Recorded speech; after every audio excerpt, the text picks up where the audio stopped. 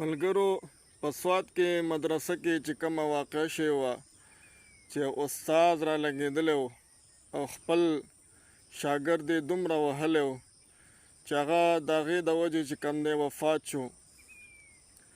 اوس په حقیقت کې موږ ته دا خبره معلومه نه ده چې د دې حقیقت څه دی، د دې شاته څه خبره ده چې استاد چې کوم دی دې ته جوړیږي چې خپل شاګرد په وهلو باندې مړ کوي.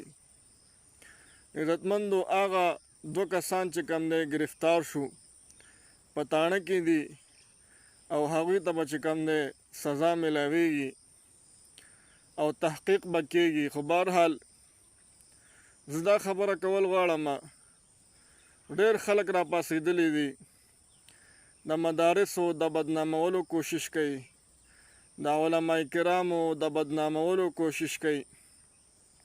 نو زه هغه خلکو ته دا پیغام ورکوم چې دا یاد ساته، دا مدرسه داسې اوس نه ده جوړه شوې، بلکې دا 14 کاله مخکې نبي علیه الصلاة والسلام هغه په خپل لاسو باندې د دې بنیاد ایښی دی او د هغه وخت نه چې کوم دی افتتاح او آغاز شوی دی او دا به انشاءالله تر قیامته پورې دا مدارس رواني، دا د چا پلار نشي بندولی او انشاءالله د مدارسو چې کم هغه کردار دی او کم خدمات دی دا به انشاءالله تر قیامته پورې چلیږي.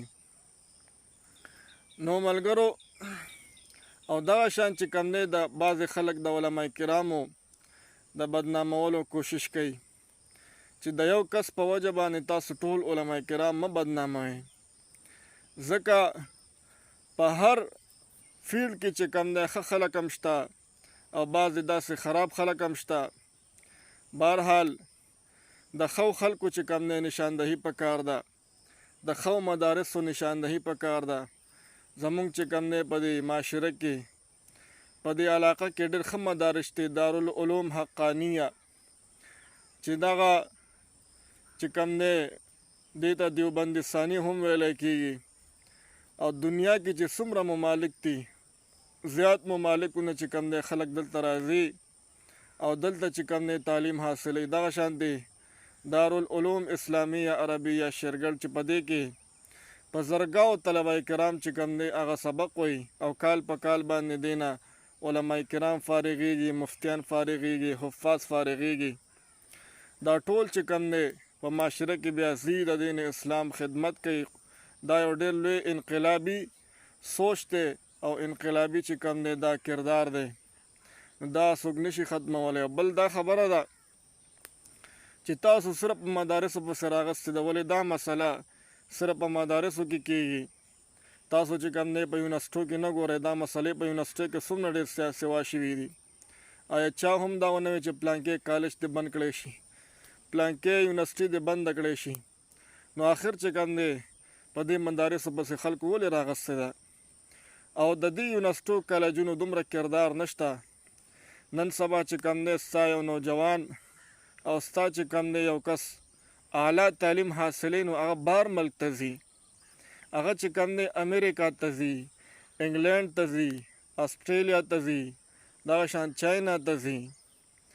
او زما د مدارسو چې کم دی دا کردار دی چې بهر ملکونه چې کم دی خلک دینی اعلی تعلیم حاصلوي نو چېرته ځي؟ پاکستان ته راځي. په پاکستان کې چې کم دی هغه دینی علوم حاصلوي. نو دا زما د مدارسو کردار دی.